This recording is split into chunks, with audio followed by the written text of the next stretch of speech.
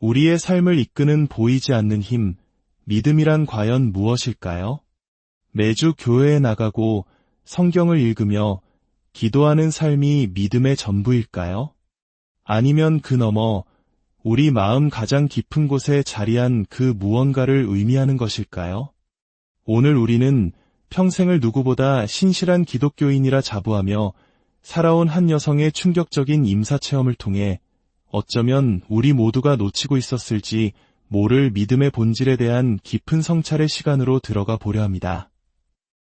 이 이야기는 단순히 한 개인의 특별한 경험담이 아닙니다. 이것은 오늘을 살아가는 우리 모두의 신앙을 비추는 거울이자 하나님께서 우리에게 보내시는 절박하고도 사랑 가득한 경고의 메시지일 수 있습니다. 이 말씀을 듣기 전 잠시 마음을 모아주십시오. 이 이야기가 당신의 영혼에 깊은 울림을 준다면 하나님의 은혜를 나누는 마음으로 이 영상을 소중한 이들에게 공유해 주십시오. 당신의 작은 나눔이 한 영혼을 주님께로 이끄는 귀한 통로가 될 수 있습니다. 이 시간을 통해 당신의 삶에 하나님의 깊은 평안과 은혜가 함께하기를 기도합니다. 자, 이제 이정희 권사님의 목소리로 그 놀라운 여정을 함께 따라가 보겠습니다. 안녕하세요. 저는 올해 62, 이정희라고 합니다. 평생을 교사라는 한 길을 걸으며 정직하게 살아왔고 그 누구보다 하나님을 신실하게 믿어왔다고 자부하며 살아왔습니다. 새벽 기도, 주일 예배는 물론이고 수요 예배, 금요 철야까지 단 한 번도 소홀히 한 적이 없습니다.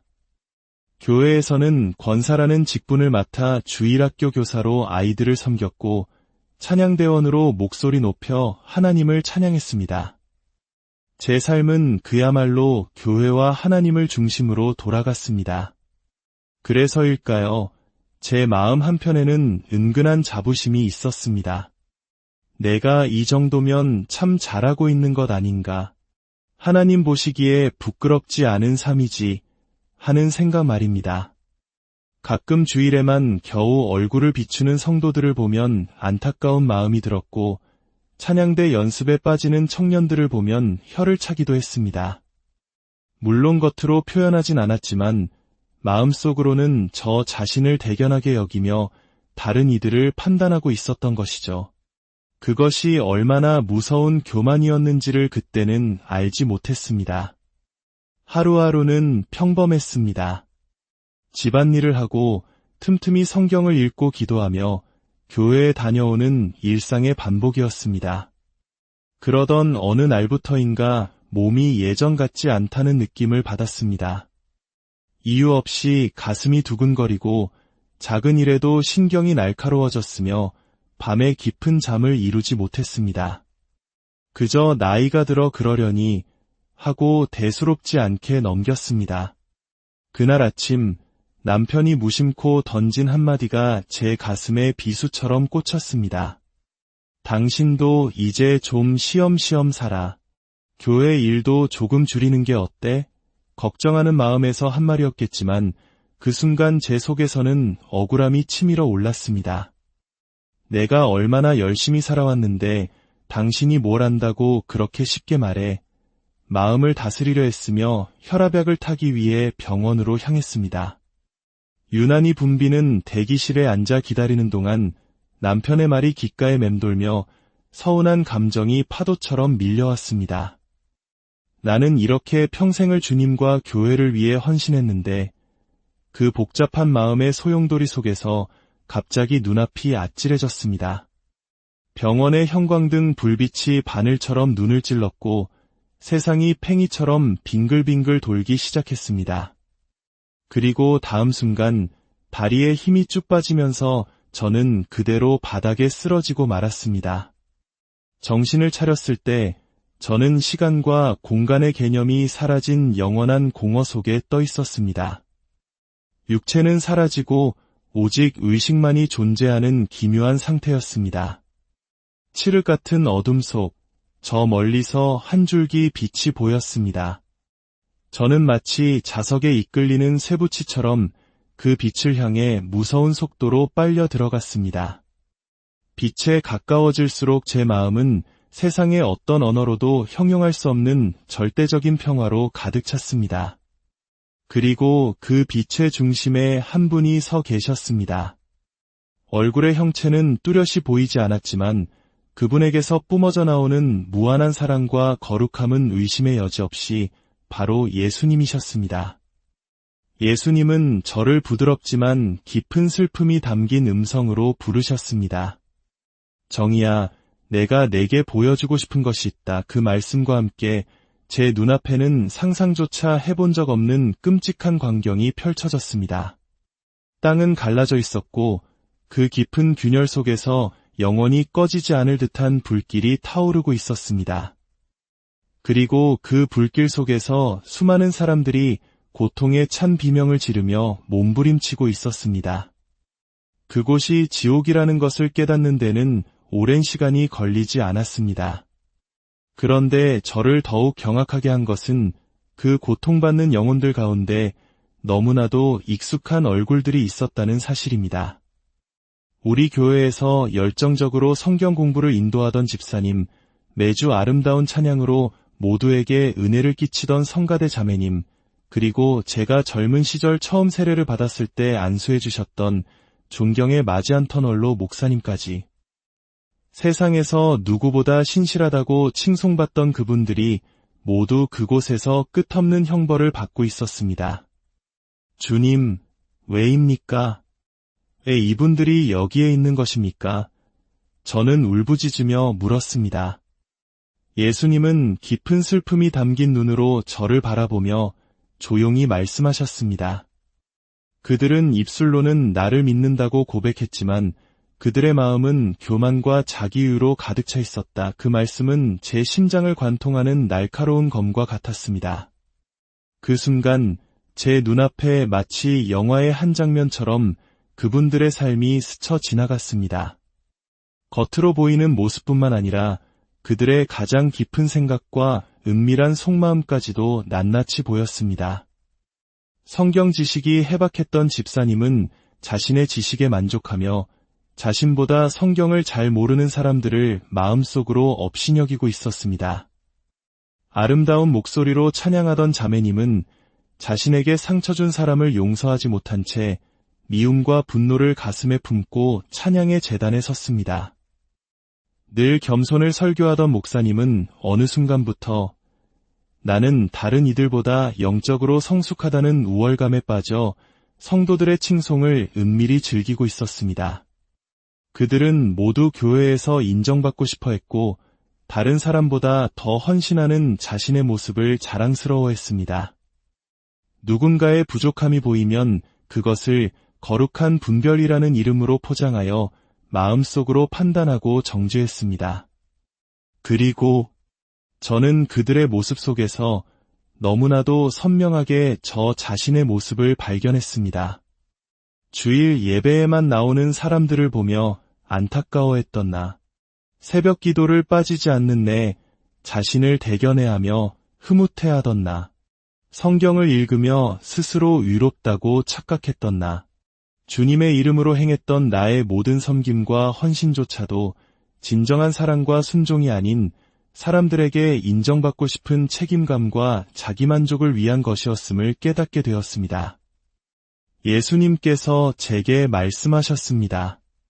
정희야, 교만은 모든 죄의 뿌리이며 가장 치명적인 죄다. 겉모습이 아무리 거룩해 보여도 그 마음의 중심이 나를 의지하지 않고 자기유로 가득 차 있다면 그는 결코 나와 함께할 수 없다. 그 말씀 앞에 저는 아무런 변명도 할 수 없었습니다. 부끄러움과 두려움에 그저 고개를 떨굴 수밖에 없었습니다. 제 평생의 신앙이 모래 위에 지은 집처럼 허무하게 무너져 내리는 순간이었습니다. 지옥의 끔찍한 광경을 뒤로하고 예수님은 저를 다시 그분의 빛 가운데로 이끄셨습니다.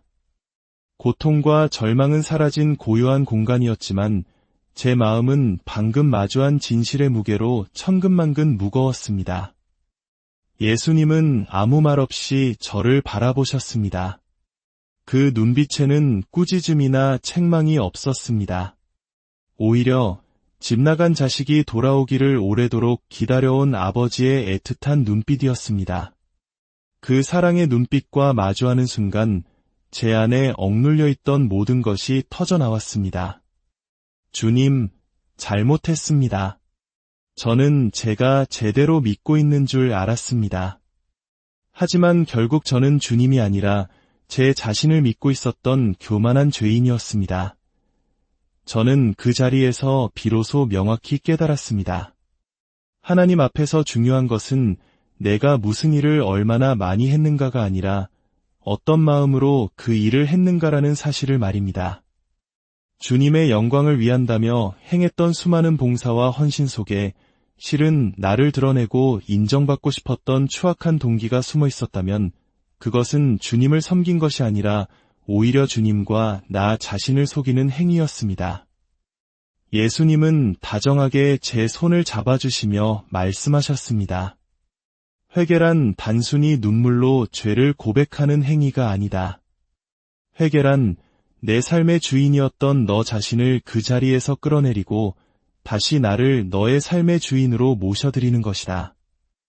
너의 마음 중심을 온전히 내게 내어놓는 것이다. 그 말씀이 제 심장을 깊이 찔렀습니다. 저는 지금까지 주님을 믿는다 하면서도 제 삶의 운전대를 단 한 번도 주님께 온전히 내어드린 적이 없었습니다. 항상 제 생각, 제 감정, 제 판단을 앞세우며 주님을 제 인생의 문제를 해결해주는 조력자나 후원자 정도로 여겼습니다.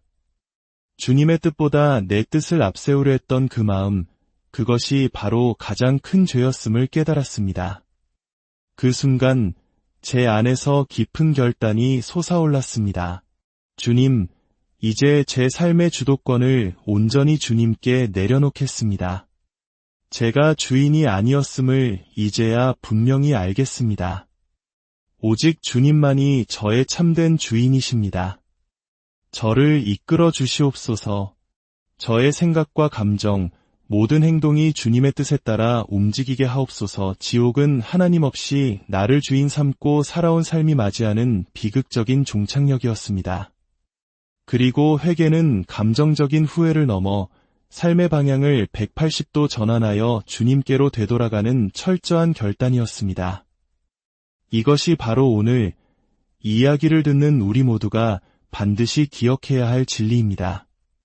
그 깊은 회개의 결단이 제 마음속에 자리 잡았을 때 제 영혼은 이전에 느껴보지 못했던 참된 자유와 평안을 얻었습니다. 마치 오랫동안 막혔던 숨이 탁 트이는 기분이었습니다. 주님께서 저를 향해 따뜻하게 미소 지으셨습니다. 이제 돌아가거라. 내가 내게 보여준 이 모든 것은 너만을 위한 것이 아니다. 너를 통해 내가 세상에 전하고자 하는 마음이 있단다. 가서 전하여라. 겉모습의 신앙이 아니라 마음 중심의 믿음을 회복해야 한다고 말이다. 예수님은 이어서 제 과거의 삶을 하나하나 보여주셨습니다. 교회에서 헌신하던 모습, 기도회에서 뜨겁게 기도하던 순간들, 다른 이들을 가르치던 모습들이 펼쳐졌습니다. 겉보기에는 신실한 그리스도인의 모습이었지만 주님은 그 안에 숨겨진 제 마음의 동기를 정확히 짚어내셨습니다. 너는 나를 위해 일한다고 했지만 그 마음 속엔 다른 이들보다 더 나아 보이려는 교만이 있었다. 누군가를 위해 기도한다고 했지만 그 기도 속엔 그 사람을 향한 너의 판단이 담겨 있었다. 너의 섬김 속엔 내가 인정받고자 하는 이기적인 의도가 숨어 있었다. 저는 통곡하며 엎드렸습니다. 주님, 용서해 주십시오. 주님의 이름을 빌려 제 자랑을 했고 주님의 말씀을 이용해 제 의를 세웠습니다. 주님은 그런 저를 따뜻하게 감싸 안으시며 말씀하셨습니다. 나는 내가 돌이키기만을 기다렸단다. 이제 진짜 나를 따르겠느냐? 이제는 내가 받은 사랑으로 다른 이들을 사랑하고 내가 너를 용서한 것처럼 너도 다른 이들을 용서하며 살아가야 한다. 그 사랑 앞에서 저는 더 이상 이전의 삶으로 돌아가지 않겠다고 굳게 다짐했습니다. 얼마나 시간이 흘렀을까? 저는 병실 침대 위에서 눈을 떴습니다. 제 곁을 지키고 있던 가족들의 얼굴이 보였습니다. 주님께서 제게 다시 한번 기회를 주셨다는 사실에 감사와 감격의 눈물이 멈추지 않았습니다. 그 후 제 삶은 완전히 달라졌습니다. 가장 먼저 남편과 자녀들에게 진심으로 사랑한다고 말했습니다. 늘 바쁘다는 핑계로 익숙하다는 이유로 당연하게 여겼던 가족의 소중함을 깨닫고 마음을 다해 표현했습니다. 사소한 일에 짜증내던 습관을 고치기 위해 말을 하기 전 먼저 주님이라면 어떻게 하실까? 묻기 시작했습니다. 하루를 시작할 때마다 말씀을 묵상하며 오늘 만나는 사람들과의 대화 속에서 주님의 향기가 드러나기를 기도했습니다. 교회 안에서는 더욱 조심스러워졌습니다. 어떤 일을 맡을 때 내 이름이 드러나기보다 주님의 이름이 높아지기를 기도하며 섬겼습니다. 예전에는 작은 일을 하고도 누가 알아주길 바랐지만 이제는 아무도 몰라주어도 괜찮았습니다. 오직 주님께서 보고 계신다는 사실 하나만으로 충분했습니다. 예배는 더 이상 형식이 아닌 주님과의 깊은 만남이 되었습니다. 말씀은 지식이 아닌 생명이 되었고 기도는 의무가 아닌 영혼의 호흡이 되었습니다. 이제 저는 압니다. 진짜 신앙은 내가 무엇을 쌓아 올리는 것이 아니라 매일 주님 앞에서 철저히 무너질 때 비로소 시작된다는 것을. 회개는 일회성 이벤트가 아니라 날마다 나의 주권을 주님께 내어드리며 살아가는 삶의 방향이라는 것을. 매일 아침 눈을 뜨는 순간 저는 기도합니다. 주님, 오늘도 당신의 뜻대로 살게 해주세요. 오늘도 제가 먼저 낮아지게 해주세요. 오늘도 주님의 성품을 닮아가게 해주세요. 주님과 함께 걷는 삶은 결코 고된 길이 아니었습니다. 오히려 그 길 위에서 저는 날마다 새로운 힘과 세상이 줄 수 없는 참된 평안을 얻습니다. 이것이 주님께서 제게 주신 두 번째 삶의 선물입니다. 이 간증을 듣고 계신 사랑하는 여러분, 혹시 여러분의 마음에도 작은 찔림이 있으셨습니까? 그렇다면 그것은 주님께서 당신을 사랑으로 부르고 계신다는 신호입니다. 주님은 지금 이 순간에도 우리의 겉모습이 아닌 마음의 중심을 보고 계십니다. 만약 내 삶의 주인이 내가 되어 있다면 늦기 전에 돌이키십시오. 우리의 신앙이 자기만족과 사람의 인정을 구하는 종교 생활에 머무르지 않고 오직 살아계신 하나님을 삶의 주인으로 모시고 그분의 뜻을 따라 살아가는 참된 믿음의 여정이 되기를 간절히 소망합니다. 오늘 들려드린 이 이야기가 여러분의 삶의 깊은 울림과 도전이 되었기를 바랍니다. 주님의 크신 은혜와 평강이 여러분 모두와 우리의 삶을 이끄는 보이지 않는 힘, 믿음이란 과연 무엇일까요? 매주 교회에 나가고 성경을 읽으며 기도하는 삶이 믿음의 전부일까요? 아니면 그 너머 우리 마음 가장 깊은 곳에 자리한 그 무언가를 의미하는 것일까요? 오늘 우리는 평생을 누구보다 신실한 기독교인이라 자부하며 살아온 한 여성의 충격적인 임사체험을 통해 어쩌면 우리 모두가 놓치고 있었을지 모를 믿음의 본질에 대한 깊은 성찰의 시간으로 들어가 보려 합니다. 이 이야기는 단순히 한 개인의 특별한 경험담이 아닙니다. 이것은 오늘을 살아가는 우리 모두의 신앙을 비추는 거울이자 하나님께서 우리에게 보내시는 절박하고도 사랑 가득한 경고의 메시지일 수 있습니다. 이 말씀을 듣기 전 잠시 마음을 모아주십시오. 이 이야기가 당신의 영혼에 깊은 울림을 준다면 하나님의 은혜를 나누는 마음으로 이 영상을 소중한 이들에게 공유해 주십시오. 당신의 작은 나눔이 한 영혼을 주님께로 이끄는 귀한 통로가 될 수 있습니다. 이 시간을 통해 당신의 삶에 하나님의 깊은 평안과 은혜가 함께하기를 기도합니다. 자, 이제 이정희 권사님의 목소리로 그 놀라운 여정을 함께 따라가 보겠습니다. 안녕하세요. 저는 올해 62, 이정이라고 합니다. 평생을 교사라는 한 길을 걸으며 정직하게 살아왔고 그 누구보다 하나님을 신실하게 믿어왔다고 자부하며 살아왔습니다. 새벽 기도, 주일 예배는 물론이고 수요 예배, 금요 철야까지 단 한 번도 소홀히 한 적이 없습니다. 교회에서는 권사라는 직분을 맡아 주일학교 교사로 아이들을 섬겼고 찬양대원으로 목소리 높여 하나님을 찬양했습니다. 제 삶은 그야말로 교회와 하나님을 중심으로 돌아갔습니다. 그래서일까요? 제 마음 한편에는 은근한 자부심이 있었습니다. 내가 이 정도면 참 잘하고 있는 것 아닌가. 하나님 보시기에 부끄럽지 않은 삶이지 하는 생각 말입니다. 가끔 주일에만 겨우 얼굴을 비추는 성도들을 보면 안타까운 마음이 들었고 찬양대 연습에 빠지는 청년들을 보면 혀를 차기도 했습니다. 물론 겉으로 표현하진 않았지만 마음속으로는 저 자신을 대견하게 여기며 다른 이들을 판단하고 있었던 것이죠. 그것이 얼마나 무서운 교만이었는지를 그때는 알지 못했습니다. 하루하루는 평범했습니다. 집안일을 하고 틈틈이 성경을 읽고 기도하며 교회에 다녀오는 일상의 반복이었습니다. 그러던 어느 날부터인가 몸이 예전 같지 않다는 느낌을 받았습니다. 이유 없이 가슴이 두근거리고 작은 일에도 신경이 날카로워졌으며 밤에 깊은 잠을 이루지 못했습니다. 그저 나이가 들어 그러려니 하고 대수롭지 않게 넘겼습니다. 그날 아침 남편이 무심코 던진 한마디가 제 가슴에 비수처럼 꽂혔습니다.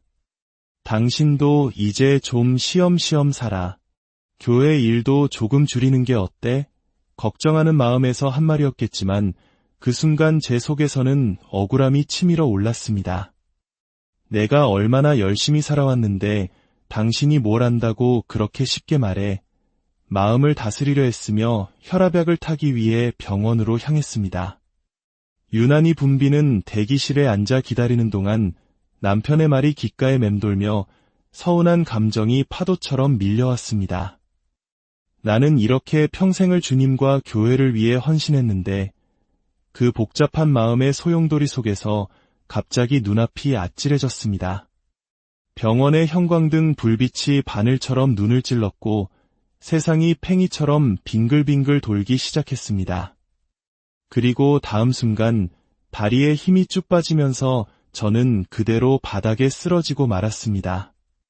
정신을 차렸을 때 저는 시간과 공간의 개념이 사라진 영원한 공허 속에 떠 있었습니다. 육체는 사라지고 오직 의식만이 존재하는 기묘한 상태였습니다.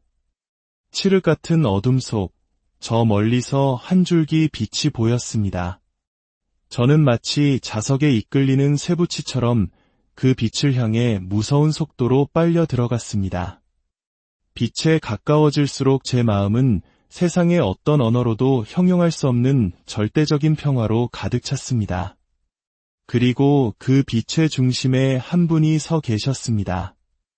얼굴의 형체는 뚜렷이 보이지 않았지만 그분에게서 뿜어져 나오는 무한한 사랑과 거룩함은 의심의 여지 없이 바로 예수님이셨습니다.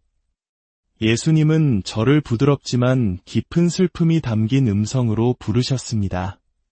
정희야, 내가 내게 보여주고 싶은 것이 있다. 그 말씀과 함께 제 눈앞에는 상상조차 해본 적 없는 끔찍한 광경이 펼쳐졌습니다. 땅은 갈라져 있었고 그 깊은 균열 속에서 영원히 꺼지지 않을 듯한 불길이 타오르고 있었습니다. 그리고 그 불길 속에서 수많은 사람들이 고통에 찬 비명을 지르며 몸부림치고 있었습니다. 그곳이 지옥이라는 것을 깨닫는 데는 오랜 시간이 걸리지 않았습니다. 그런데 저를 더욱 경악하게 한 것은 그 고통받는 영혼들 가운데 너무나도 익숙한 얼굴들이 있었다는 사실입니다. 우리 교회에서 열정적으로 성경 공부를 인도하던 집사님, 매주 아름다운 찬양으로 모두에게 은혜를 끼치던 성가대 자매님, 그리고 제가 젊은 시절 처음 세례를 받았을 때 안수해 주셨던 존경의 마지안 터널로 목사님까지 세상에서 누구보다 신실하다고 칭송받던 그분들이 모두 그곳에서 끝없는 형벌을 받고 있었습니다. 주님, 왜입니까? 왜 이분들이 여기에 있는 것입니까? 저는 울부짖으며 물었습니다. 예수님은 깊은 슬픔이 담긴 눈으로 저를 바라보며 조용히 말씀하셨습니다. 그들은 입술로는 나를 믿는다고 고백했지만 그들의 마음은 교만과 자기유로 가득 차 있었다. 그 말씀은 제 심장을 관통하는 날카로운 검과 같았습니다. 그 순간 제 눈앞에 마치 영화의 한 장면처럼 그분들의 삶이 스쳐 지나갔습니다. 겉으로 보이는 모습뿐만 아니라 그들의 가장 깊은 생각과 은밀한 속마음까지도 낱낱이 보였습니다. 성경 지식이 해박했던 집사님은 자신의 지식에 만족하며 자신보다 성경을 잘 모르는 사람들을 마음속으로 업신여기고 있었습니다. 아름다운 목소리로 찬양하던 자매님은 자신에게 상처 준 사람을 용서하지 못한 채 미움과 분노를 가슴에 품고 찬양의 제단에 섰습니다. 늘 겸손을 설교하던 목사님은 어느 순간부터 나는 다른 이들보다 영적으로 성숙하다는 우월감에 빠져 성도들의 칭송을 은밀히 즐기고 있었습니다. 그들은 모두 교회에서 인정받고 싶어 했고 다른 사람보다 더 헌신하는 자신의 모습을 자랑스러워했습니다. 누군가의 부족함이 보이면 그것을 거룩한 분별이라는 이름으로 포장하여 마음속으로 판단하고 정죄했습니다. 그리고 저는 그들의 모습 속에서 너무나도 선명하게 저 자신의 모습을 발견했습니다. 주일 예배에만 나오는 사람들을 보며 안타까워했던 나, 새벽 기도를 빠지지 않는 내 자신을 대견해하며 흐뭇해하던 나, 성경을 읽으며 스스로 위롭다고 착각했던 나, 주님의 이름으로 행했던 나의 모든 섬김과 헌신조차도 진정한 사랑과 순종이 아닌 사람들에게 인정받고 싶은 책임감과 자기만족을 위한 것이었음을 깨닫게 되었습니다. 예수님께서 제게 말씀하셨습니다. 정의야, 교만은 모든 죄의 뿌리이며 가장 치명적인 죄다. 겉모습이 아무리 거룩해 보여도 그 마음의 중심이 나를 의지하지 않고 자기유로 가득 차 있다면 그는 결코 나와 함께할 수 없다. 그 말씀 앞에 저는 아무런 변명도 할 수 없었습니다.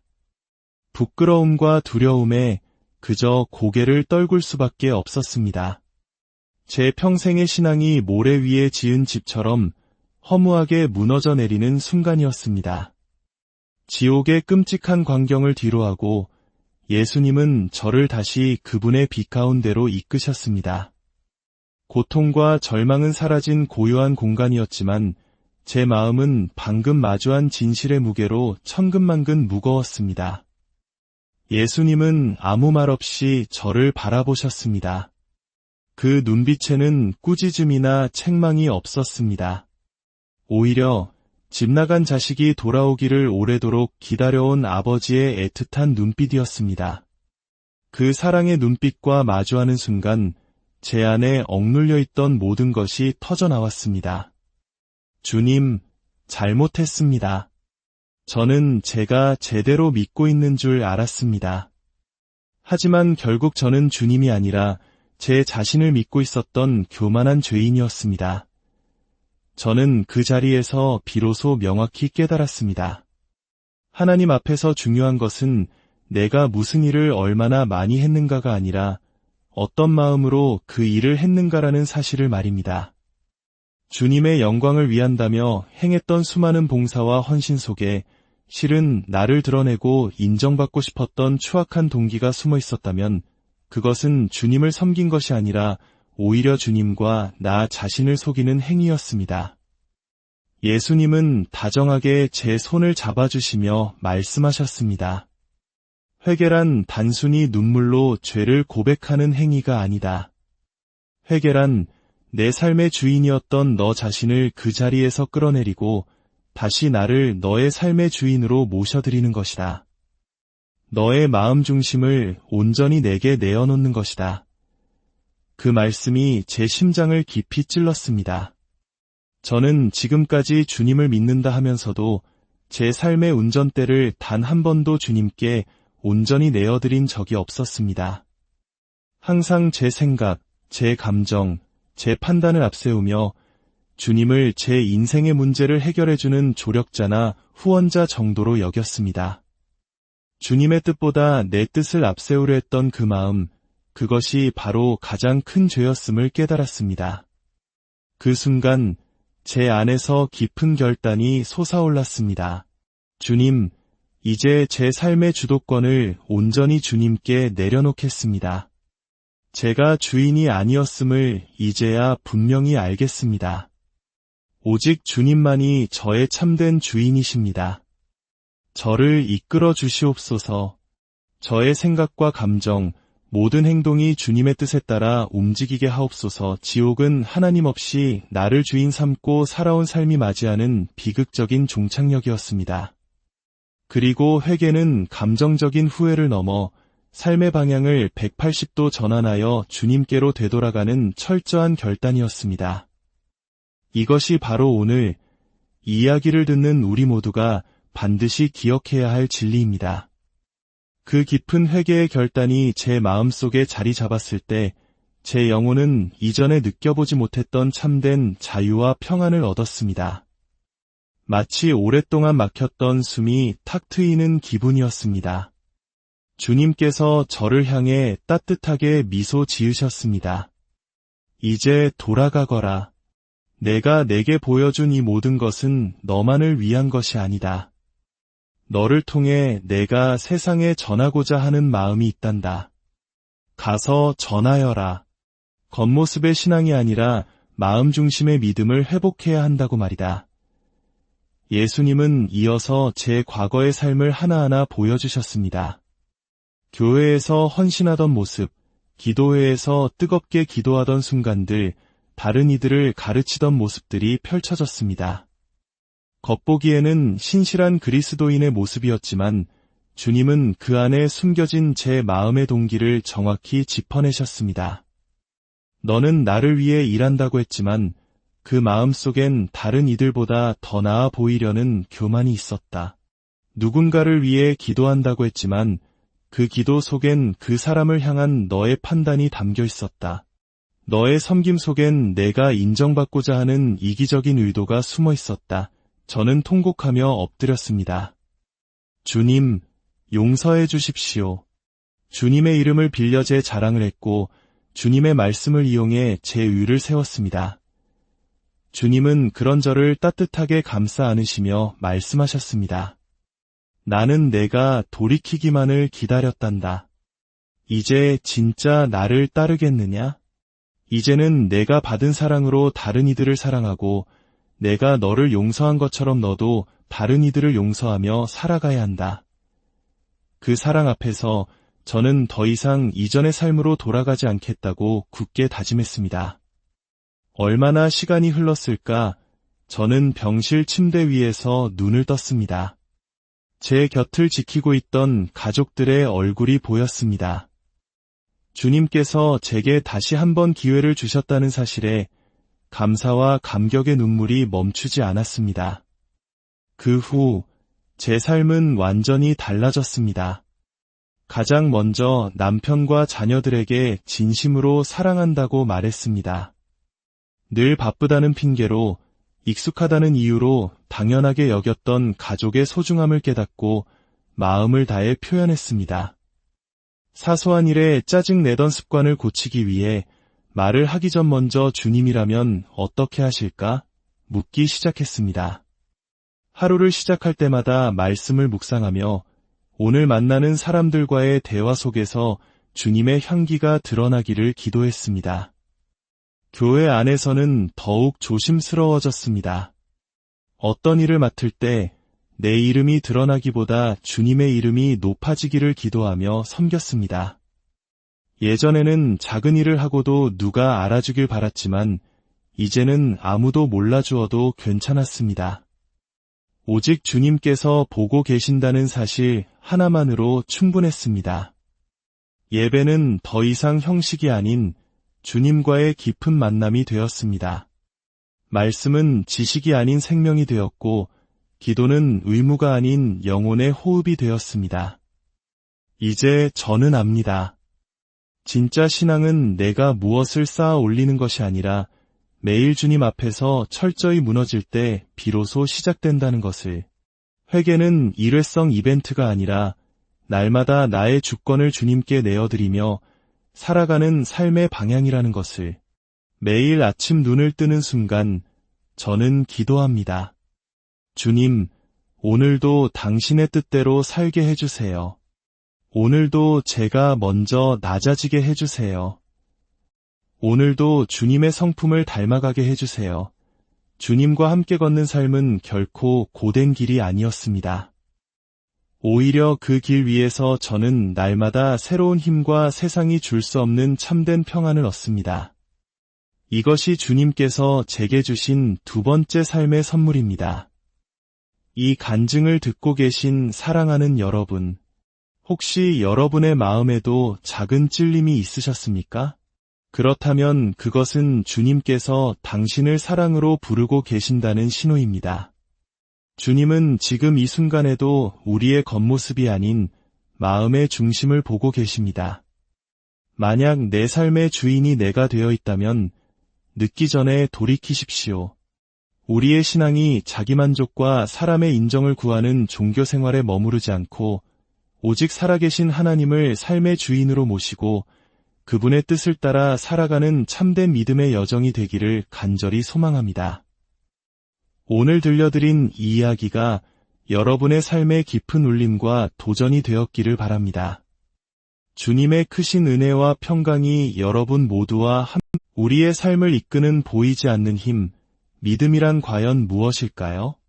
매주 교회에 나가고 성경을 읽으며 기도하는 삶이 믿음의 전부일까요? 아니면 그 너머 우리 마음 가장 깊은 곳에 자리한 그 무언가를 의미하는 것일까요? 오늘 우리는 평생을 누구보다 신실한 기독교인이라 자부하며 살아온 한 여성의 충격적인 임사체험을 통해 어쩌면 우리 모두가 놓치고 있었을지 모를 믿음의 본질에 대한 깊은 성찰의 시간으로 들어가 보려 합니다. 이 이야기는 단순히 한 개인의 특별한 경험담이 아닙니다. 이것은 오늘을 살아가는 우리 모두의 신앙을 비추는 거울이자 하나님께서 우리에게 보내시는 절박하고도 사랑 가득한 경고의 메시지일 수 있습니다. 이 말씀을 듣기 전 잠시 마음을 모아주십시오. 이 이야기가 당신의 영혼에 깊은 울림을 준다면 하나님의 은혜를 나누는 마음으로 이 영상을 소중한 이들에게 공유해 주십시오. 당신의 작은 나눔이 한 영혼을 주님께로 이끄는 귀한 통로가 될 수 있습니다. 이 시간을 통해 당신의 삶에 하나님의 깊은 평안과 은혜가 함께하기를 기도합니다. 자, 이제 이정희 권사님의 목소리로 그 놀라운 여정을 함께 따라가 보겠습니다. 안녕하세요. 저는 올해 62, 이정희라고 합니다. 평생을 교사라는 한 길을 걸으며 정직하게 살아왔고 그 누구보다 하나님을 신실하게 믿어왔다고 자부하며 살아왔습니다. 새벽 기도, 주일 예배는 물론이고 수요 예배, 금요 철야까지 단 한 번도 소홀히 한 적이 없습니다. 교회에서는 권사라는 직분을 맡아 주일학교 교사로 아이들을 섬겼고 찬양대원으로 목소리 높여 하나님을 찬양했습니다. 제 삶은 그야말로 교회와 하나님을 중심으로 돌아갔습니다. 그래서일까요? 제 마음 한편에는 은근한 자부심이 있었습니다. 내가 이 정도면 참 잘하고 있는 것 아닌가. 하나님 보시기에 부끄럽지 않은 삶이지 하는 생각 말입니다. 가끔 주일에만 겨우 얼굴을 비추는 성도들을 보면 안타까운 마음이 들었고 찬양대 연습에 빠지는 청년들을 보면 혀를 차기도 했습니다. 물론 겉으로 표현하진 않았지만 마음속으로는 저 자신을 대견하게 여기며 다른 이들을 판단하고 있었던 것이죠. 그것이 얼마나 무서운 교만이었는지를 그때는 알지 못했습니다. 하루하루는 평범했습니다. 집안일을 하고 틈틈이 성경을 읽고 기도하며 교회에 다녀오는 일상의 반복이었습니다. 그러던 어느 날부터인가 몸이 예전 같지 않다는 느낌을 받았습니다. 이유 없이 가슴이 두근거리고 작은 일에도 신경이 날카로워졌으며 밤에 깊은 잠을 이루지 못했습니다. 그저 나이가 들어 그러려니 하고 대수롭지 않게 넘겼습니다. 그날 아침 남편이 무심코 던진 한마디가 제 가슴에 비수처럼 꽂혔습니다.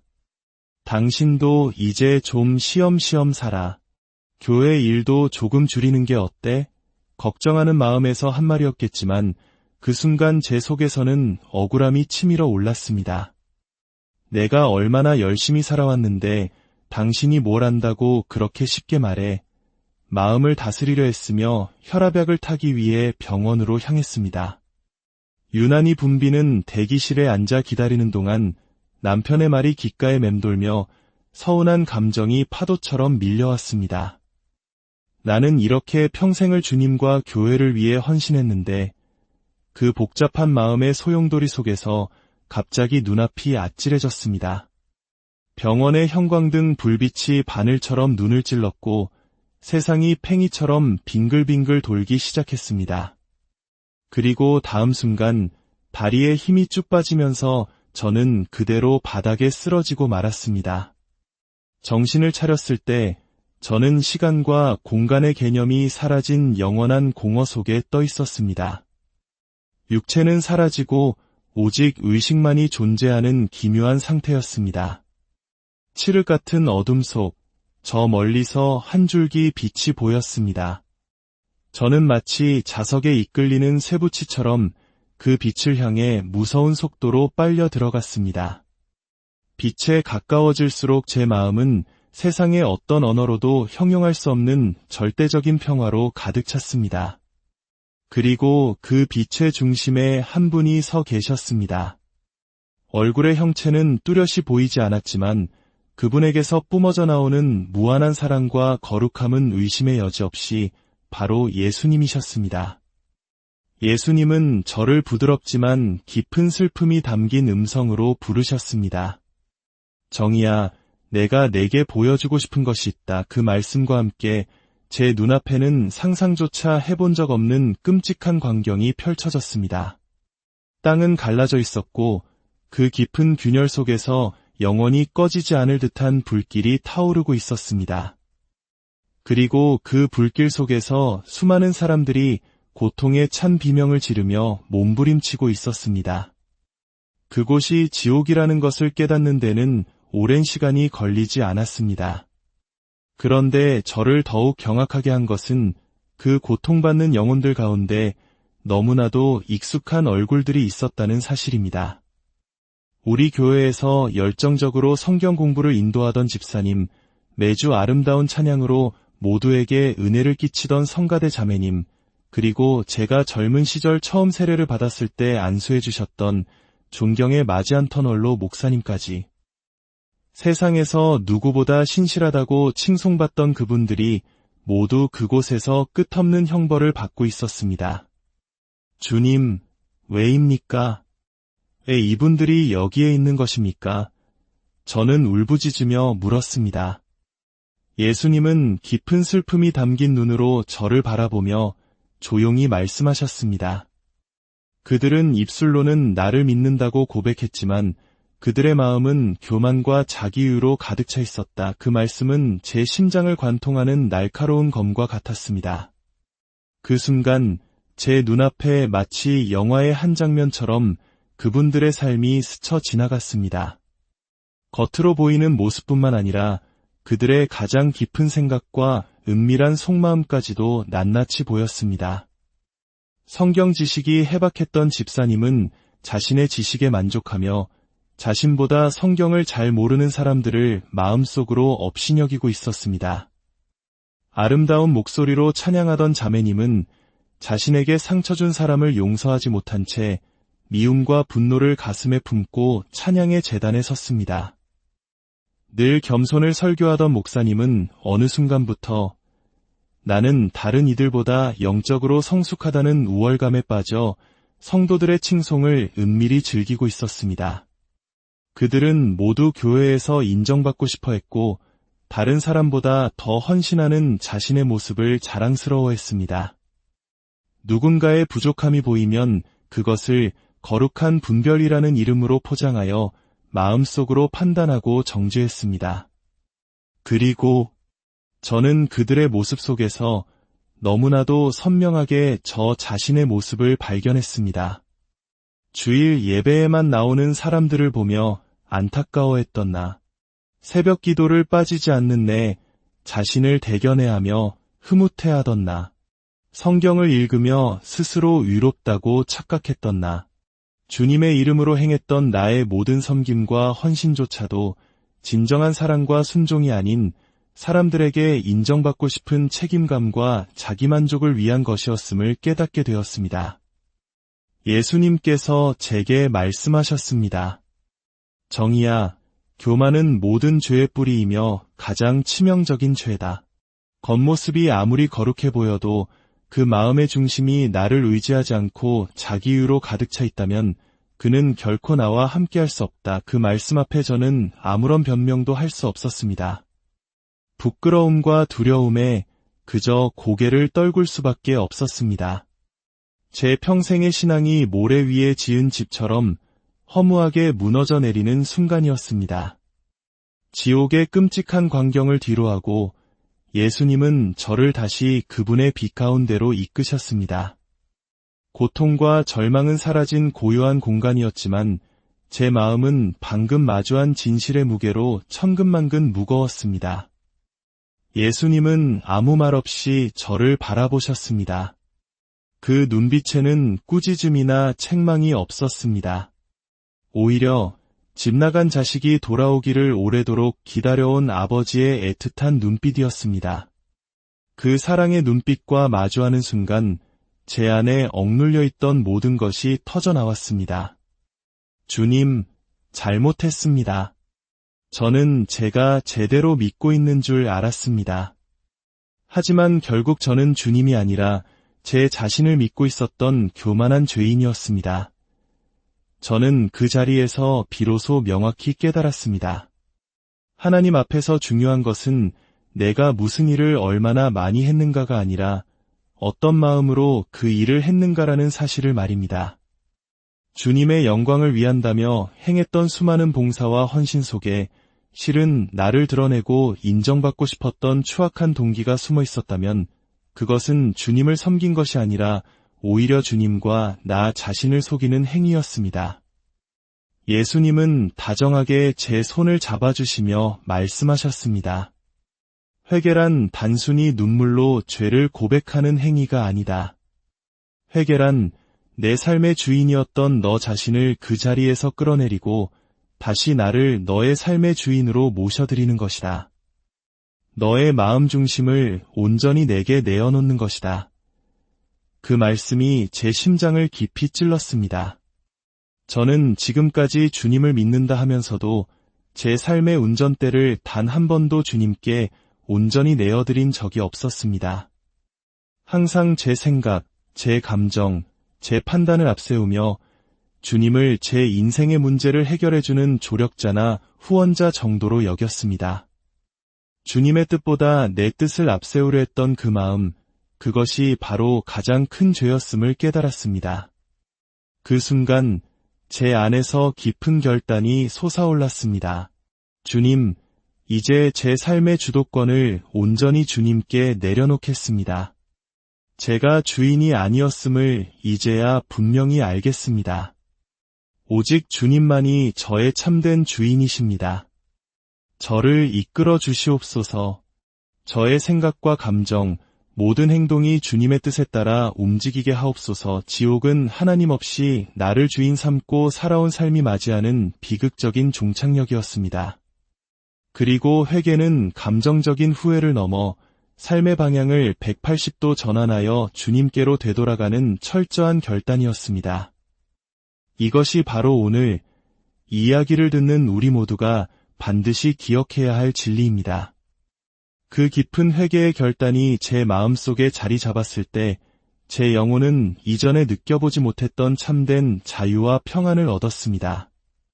마치 오랫동안 막혔던 숨이 탁 트이는 기분이었습니다. 주님께서 저를 향해 따뜻하게 미소 지으셨습니다. 이제 돌아가거라. 내가 내게 보여준 이 모든 것은 너만을 위한 것이 아니다. 너를 통해 내가 세상에 전하고자 하는 마음이 있단다. 가서 전하여라. 겉모습의 신앙이 아니라 마음 중심의 믿음을 회복해야 한다고 말이다. 예수님은 이어서 제 과거의 삶을 하나하나 보여주셨습니다. 교회에서 헌신하던 모습, 기도회에서 뜨겁게 기도하던 순간들, 다른 이들을 가르치던 모습들이 펼쳐졌습니다. 겉보기에는 신실한 그리스도인의 모습이었지만 주님은 그 안에 숨겨진 제 마음의 동기를 정확히 짚어내셨습니다. 너는 나를 위해 일한다고 했지만 그 마음 속엔 다른 이들보다 더 나아 보이려는 교만이 있었다. 누군가를 위해 기도한다고 했지만 그 기도 속엔 그 사람을 향한 너의 판단이 담겨 있었다. 너의 섬김 속엔 내가 인정받고자 하는 이기적인 의도가 숨어 있었다. 저는 통곡하며 엎드렸습니다. 주님, 용서해 주십시오. 주님의 이름을 빌려 제 자랑을 했고 주님의 말씀을 이용해 제 의를 세웠습니다. 주님은 그런 저를 따뜻하게 감싸 안으시며 말씀하셨습니다. 나는 내가 돌이키기만을 기다렸단다. 이제 진짜 나를 따르겠느냐? 이제는 내가 받은 사랑으로 다른 이들을 사랑하고 내가 너를 용서한 것처럼 너도 다른 이들을 용서하며 살아가야 한다. 그 사랑 앞에서 저는 더 이상 이전의 삶으로 돌아가지 않겠다고 굳게 다짐했습니다. 얼마나 시간이 흘렀을까? 저는 병실 침대 위에서 눈을 떴습니다. 제 곁을 지키고 있던 가족들의 얼굴이 보였습니다. 주님께서 제게 다시 한번 기회를 주셨다는 사실에 감사와 감격의 눈물이 멈추지 않았습니다. 그 후 제 삶은 완전히 달라졌습니다. 가장 먼저 남편과 자녀들에게 진심으로 사랑한다고 말했습니다. 늘 바쁘다는 핑계로 익숙하다는 이유로 당연하게 여겼던 가족의 소중함을 깨닫고 마음을 다해 표현했습니다. 사소한 일에 짜증내던 습관을 고치기 위해 말을 하기 전 먼저 주님이라면 어떻게 하실까? 묻기 시작했습니다. 하루를 시작할 때마다 말씀을 묵상하며 오늘 만나는 사람들과의 대화 속에서 주님의 향기가 드러나기를 기도했습니다. 교회 안에서는 더욱 조심스러워졌습니다. 어떤 일을 맡을 때 내 이름이 드러나기보다 주님의 이름이 높아지기를 기도하며 섬겼습니다. 예전에는 작은 일을 하고도 누가 알아주길 바랐지만 이제는 아무도 몰라주어도 괜찮았습니다. 오직 주님께서 보고 계신다는 사실 하나만으로 충분했습니다. 예배는 더 이상 형식이 아닌 주님과의 깊은 만남이 되었습니다. 말씀은 지식이 아닌 생명이 되었고 기도는 의무가 아닌 영혼의 호흡이 되었습니다. 이제 저는 압니다. 진짜 신앙은 내가 무엇을 쌓아 올리는 것이 아니라 매일 주님 앞에서 철저히 무너질 때 비로소 시작된다는 것을. 회개는 일회성 이벤트가 아니라 날마다 나의 주권을 주님께 내어드리며 살아가는 삶의 방향이라는 것을. 매일 아침 눈을 뜨는 순간 저는 기도합니다. 주님, 오늘도 당신의 뜻대로 살게 해주세요. 오늘도 제가 먼저 낮아지게 해주세요. 오늘도 주님의 성품을 닮아가게 해주세요. 주님과 함께 걷는 삶은 결코 고된 길이 아니었습니다. 오히려 그 길 위에서 저는 날마다 새로운 힘과 세상이 줄 수 없는 참된 평안을 얻습니다. 이것이 주님께서 제게 주신 두 번째 삶의 선물입니다. 이 간증을 듣고 계신 사랑하는 여러분, 혹시 여러분의 마음에도 작은 찔림이 있으셨습니까? 그렇다면 그것은 주님께서 당신을 사랑으로 부르고 계신다는 신호입니다. 주님은 지금 이 순간에도 우리의 겉모습이 아닌 마음의 중심을 보고 계십니다.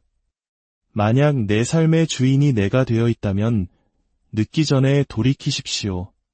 우리의 신앙이 자기만족과 사람의 인정을 구하는 종교 생활에 머무르지 않고 오직 살아계신 하나님을 삶의 주인으로 모시고 그분의 뜻을 따라 살아가는 참된 믿음의 여정이 되기를 간절히 소망합니다. 오늘 들려드린 이 이야기가 여러분의 삶의 깊은 울림과 도전이 되었기를 바랍니다. 주님의 크신 은혜와 평강이 여러분 모두와 우리의 삶을 이끄는 보이지 않는 힘, 믿음이란 과연 무엇일까요? 매주 교회에 나가고 성경을 읽으며 기도하는 삶이 믿음의 전부일까요?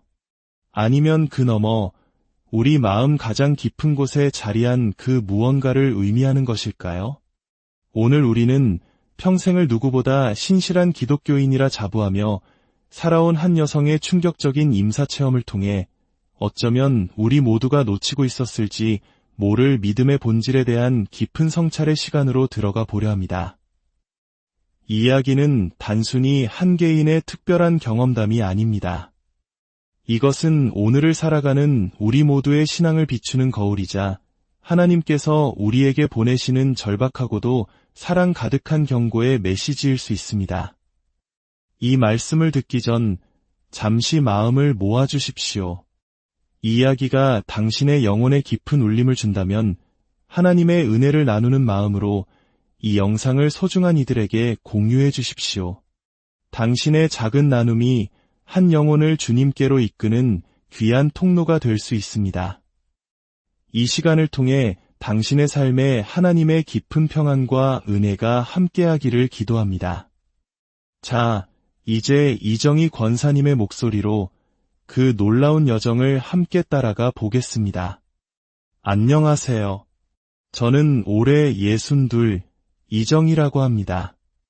평생을 교사라는 한 길을 걸으며 정직하게 살아왔고 그 누구보다 하나님을 신실하게 믿어왔다고 자부하며 살아왔습니다. 새벽 기도, 주일 예배는 물론이고 수요 예배, 금요 철야까지 단 한 번도 소홀히 한 적이 없습니다. 교회에서는 권사라는 직분을 맡아 주일학교 교사로 아이들을 섬겼고 찬양대원으로 목소리 높여 하나님을 찬양했습니다. 제 삶은 그야말로 교회와 하나님을 중심으로 돌아갔습니다. 그래서일까요? 제 마음 한편에는 은근한 자부심이 있었습니다. 내가 이 정도면 참 잘하고 있는 것 아닌가. 하나님 보시기에 부끄럽지 않은 삶이지 하는 생각 말입니다.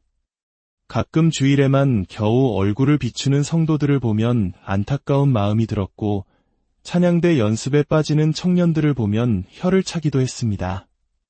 물론 겉으로 표현하진 않았지만 마음속으로는 저 자신을 대견하게 여기며 다른 이들을 판단하고 있었던 것이죠. 그것이 얼마나 무서운 교만이었는지를 그때는 알지 못했습니다. 하루하루는 평범했습니다. 집안일을 하고 틈틈이 성경을 읽고 기도하며 교회에 다녀오는 일상의 반복이었습니다. 그러던 어느 날부터인가 몸이 예전 같지 않다는 느낌을 받았습니다. 이유 없이 가슴이 두근거리고 작은 일에도 신경이 날카로워졌으며 밤에 깊은 잠을 이루지 못했습니다. 그저 나이가 들어 그러려니 하고 대수롭지 않게 넘겼습니다. 그날 아침 남편이 무심코 던진 한마디가 제 가슴에 비수처럼 꽂혔습니다. 당신도 이제 좀 쉬엄쉬엄 살아. 교회 일도 조금 줄이는 게 어때? 걱정하는 마음에서 한 말이었겠지만 그 순간 제 속에서는 억울함이 치밀어 올랐습니다. 내가 얼마나 열심히 살아왔는데 당신이 뭘 안다고 그렇게 쉽게 말해. 마음을 다스리려 했으며 혈압약을 타기 위해 병원으로 향했습니다. 유난히 붐비는 대기실에 앉아 기다리는 동안 남편의 말이 귓가에 맴돌며 서운한 감정이 파도처럼 밀려왔습니다. 나는 이렇게 평생을 주님과 교회를 위해 헌신했는데 그 복잡한 마음의 소용돌이 속에서 갑자기 눈앞이 아찔해졌습니다. 병원의 형광등 불빛이 바늘처럼 눈을 찔렀고 세상이 팽이처럼 빙글빙글 돌기 시작했습니다. 그리고 다음 순간 다리에 힘이 쭉 빠지면서 저는 그대로 바닥에 쓰러지고 말았습니다. 정신을 차렸을 때 저는 시간과 공간의 개념이 사라진 영원한 공허 속에 떠 있었습니다. 육체는 사라지고 오직 의식만이 존재하는 기묘한 상태였습니다. 칠흑 같은 어둠 속 저 멀리서 한 줄기